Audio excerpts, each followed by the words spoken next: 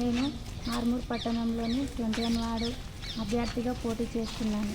నేను మీ బొల్ల మనిషి అరుణ్. నేను ఇందులోకి రావడానికి కారణం ఏంటంటే మన సీసీ రోడ్లే కానీ, మన డ్రైనేజీ వ్యవస్థని కానీ, వీధి దీపాలైన సమస్య కానీ గత సంవత్సరాలుగా అలాగే ఉన్నాయి. ఇప్పుడు మేము చదువుకున్న వాళ్ళ ముందుకు వచ్చినాం. అవన్నీ మేము మా గెలుపుతోనే సాధ్యమని మేము ఇందులో దిగాము.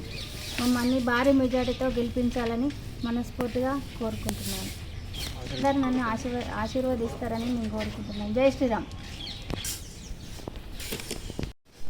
నా 21 ఓటర్ మహేశ్వరులకు ప్రజలందరికీ నమస్కారం.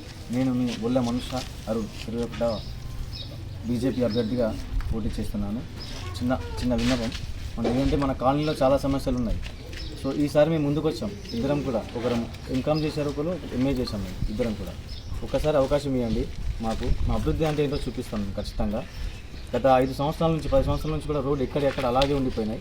గత పాలక వర్గం కానీ, గత మాజీ కౌన్సిలర్ కానీ ఎవరు కూడా పట్టించుకోలేకపోయారు. మన రోడ్లు కానీ, సీసీ రోడ్లు కానీ, డ్రైనేజెస్ కానీ, ఇంకా స్ట్రీట్ లైట్స్ కానీ, మెయిన్గా వాటర్ కానీ, ఈ 4 ప్రాబ్లమ్స్ ప్రతి వార్డులో ఈ 4 ప్రాబ్లమ్స్ మేజర్గా ఉంటాయి.